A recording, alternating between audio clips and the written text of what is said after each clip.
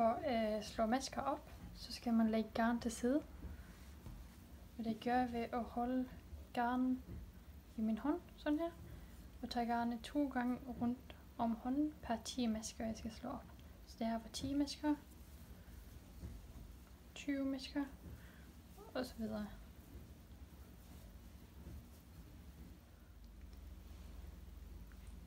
For at slå den første maske op, så holder jeg tråden sådan her, lægger den over, så en kryds, og så tager jeg den her tråd igennem den her løkke, og laver en løkke på den her måde. Den løkke kan jeg så sætte på min strikpind, og stramme til, så jeg slår den første maske op. For at slå de resterende masker op, så holder jeg de her tråd, og den her tråd, som jeg lader til side, det er den bagerste tråd. Den anden tråd hænger fast i garnnøglen. Så holder jeg det i min hånd, sådan her. Og jeg holder dem fast med min lillefinger. Og så bruger jeg de her fingre til at sprede trådene. Mens jeg holder lidt på den her maske, så tager jeg min højre strikpind og tager den her tråd og henter den anden tråd og igennem den her løkke og strammer til. Og så slår jeg masker op. Tager den her tråd og henter den anden tråd og igennem den her løkke og strammer til. Og sådan bliver jeg ved, indtil jeg har slået så mange masker op, som der står i opskriften. Nu har jeg slået op det antal masker, som der står i opskriften, og jeg skal strikke rib. Og det gør jeg ved at strikke tilbage her med den her tråd fra garnnøglen. Og den første maske, den skal altid tages løst af med pinden på den her side. Så jeg tager den første maske løst af, og så strikker jeg den næste maske. Og den strikker jeg ret. Og det gør jeg ved at tage min højre pind ind i masken og henter tråden og ud igen. Sådan her. Så den næste maske.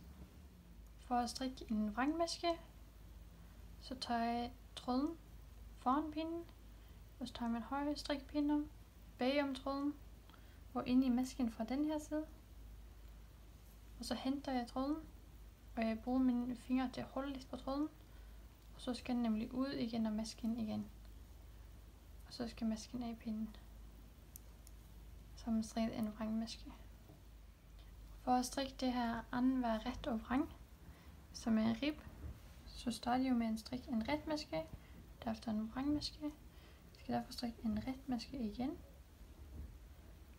efterfulgt af en vrangmaske,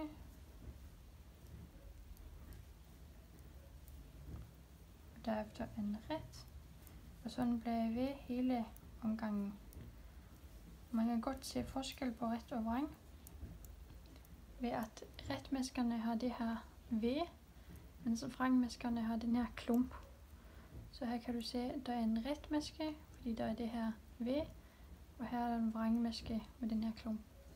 Så man kan se, at den sidste maske var en vrangmaske, og jeg skal derfor strikke en ret maske.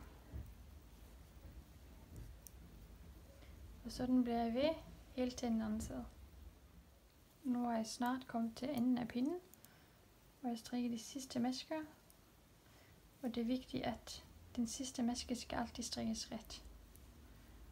Så man skal huske, at den første maske skal tages løst af, og den sidste maske skal strikkes ret. Nu skal jeg så vende arbejdet og strikke tilbage den anden side. Og det gør jeg ved at bare, ligesom tidligere, strikke anden hver ret og vrang. Men den første maske skal tages løst af med tråden foran arbejdet. Sådan her. Og så kan jeg strikke videre. Og så skal jeg huske at tjekke, om maskerne skal strikkes ret eller vrang. Så den her skal strikkes ret med det her V. Den der skal strikkes vrang, og så ret, og så videre. Så det vil jeg bare blive ved. Og strikke ligesom de her mønstre viser. Og det vil jeg gøre i så mange omgange, som der nu står i opskriften. Så kan man se sådan, at gretmaskerne vil komme op her, mens vrangmaskerne vil fortsætte her. Nu skal jeg strikke ret i så mange masker, som der står i opskriften, inden jeg placerer en maskemarkør.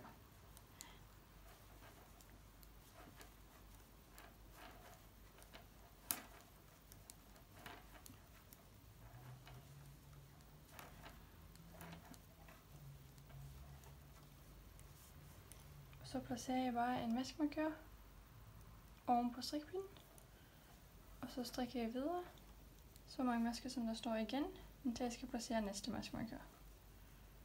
Og det gør jeg, indtil jeg har placeret alle maskemarkørerne. Man skal strikke udtagninger i masken foran maskemarkøren og i masken efter maskemarkøren. Og det skal man gøre ved alle maskemarkørerne. Og man skal gøre det ved at tage højre strikpind ind i masken, så man skal strikke den ret og hente tråden. Men man skal ikke tage masken af pinden. Man skal tage den her maske ned på pinden. Så skal man tage den højre strikpind ind bagved i det her maskeled også. Og hente tråden og ud igen. Og så kan du tage masken af pinden, og så har du strikket 2 masker i en maske. Så må maskemarkøren over. Så gør du det samme i masken på den anden side. Strik først i det her maskeled. Tag tråden ud. Lad masken ligge på pinden. Og i den anden side. Henter tråden. Og ud igen. Så du strikker 2 masker i en maske. Og så strikker du bare ret indtil du kommer til den næste maskemarkør.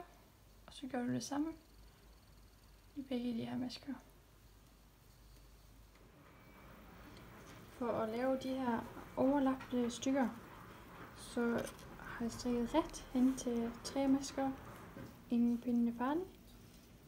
Så tager jeg den første maske uden at strikke den over på den her pind. Så tager jeg så en anden strikpind eller en blyant eller noget, og tager de her 2 masker over på den der. Og de lægger jeg så bag min strikpind. Og så vil jeg tage de her masker frem på min strikpind. Den første maske her vil jeg så tage tilbage på min venstre strikpind. Sådan her. Og så vil jeg strikke dem ret sammen. Så jeg strikker den her og den første maske på den anden side ret sammen. Sådan her. Og så tager jeg den anden maske over på en strikpind. Og den tager jeg så over på den her pind igen. Sådan at jeg så kan strikke de 2 masker sammen. Sådan der. Og så tager jeg den sidste maske tilbage på den her strikpind. Og så kan jeg strikke de 2 masker sammen. Sådan der. Så har jeg strikket de her 3 masker sammen. Så kan jeg bare strikke videre. Ligesom førhen. Når man skal lave de her udtagninger, så er det jo hver anden omgang, man skal det.